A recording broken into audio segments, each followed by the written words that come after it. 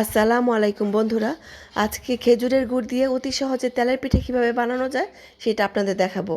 এই যে খেজুরের গুড়টাকে সামান্য অল্প পানি দিয়ে আমি জাল দিয়ে নিয়েছি। হ্যাঁ, সামান্য পানি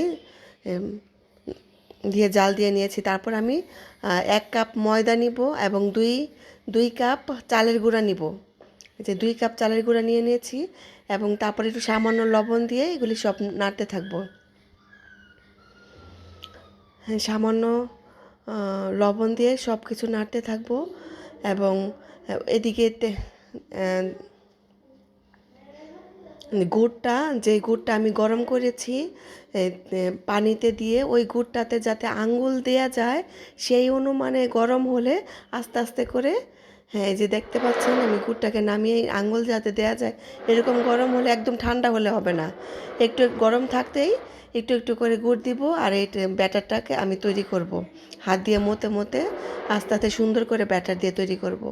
একসাথে সব গুড় দিয়ে দিলে কিন্তু হবে না বন্ধুরা, সুন্দরও হবে না, এতে পিঠাটা ফুলবেও না, মুচমুচে হবে না, কিচ্ছুই হবে না এবং টেস্টও ভালো হবে না।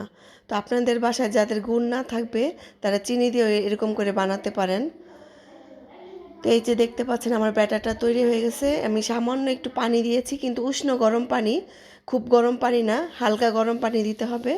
ব্যাটারটা দিয়ে কিছুক্ষণ রেস্টে রাখবো। রেস্টে রাখার পর আবার আমি ফিরে আসবো।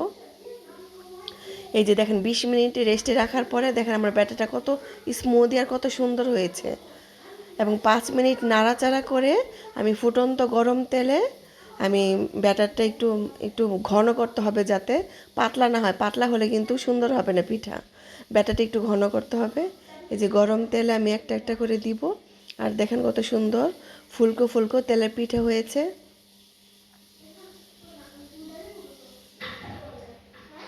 এই যে দেখতে পাচ্ছেন আমার তেলের পিঠা অনেক সুন্দর হয়েছে। প্রথম পিঠাটাই কত সুন্দর ফুলেছে বন্ধুরা, তারপরে পিঠাগুলো আরও সুন্দর হবে।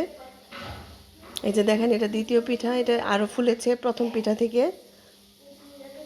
তো আপনারা এভাবে অতি সহজে তেলের পিঠা বানাতে পারেন।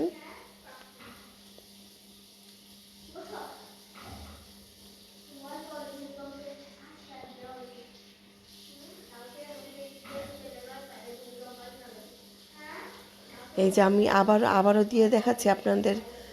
একসাথে 2-3টা করে বানাবো, তারপরে দেখবেন যে কত সুন্দর হচ্ছে পিঠাগুলো। এই যে অনেক সুন্দর হচ্ছে, যে একসাথে 2-3টা করে পিঠা দিয়ে দিচ্ছি। এই যে দেখতে পাচ্ছেন বন্ধুরা, এই যে দেখতে পাচ্ছ বন্ধুরা কত সুন্দর হয়েছে আমার পিঠা, যে ফুলেছে। হালকা হালকা তেল নেড়ে দিচ্ছি আমি। তো যাদের বাসায় ছোট কড়াই আছে, আমার বাসায় ছোট কড়াই ছিল না দেখে তো এরকম হয়েছে, চ্যাপটা কড়াইতে আসলে এই পিঠাটা সুন্দর হয় না। যাদের বাসায় চোখা কড়াই আছে এবং ছোট কড়াই আছে ওদের বাসায় আরও সুন্দর হবে। যে আমি ভেঙে দেখাচ্ছি পিঠাটা, দেখো কত উপর দিয়ে মুচমুচে আর ভিতরটা কত নরম হয়েছে এবং অনেক সুন্দর হয়েছে পিঠাটা। এই যে দেখতে পেয়েছো, আরও বানাচ্ছি। এই যে তোমরা এইভাবে ইচ্ছা করলে বানাতে পারো আমার মতো। আমার চ্যানেলটি যদি ভালো লাগে প্লিজ লাইক কমেন্ট আর শেয়ার করে দিও তোমরা, তাহলে আমি আরও নতুন নতুন ভিডিও দিতে আগ্রহ পাবো। আল্লাহ হাফেজ।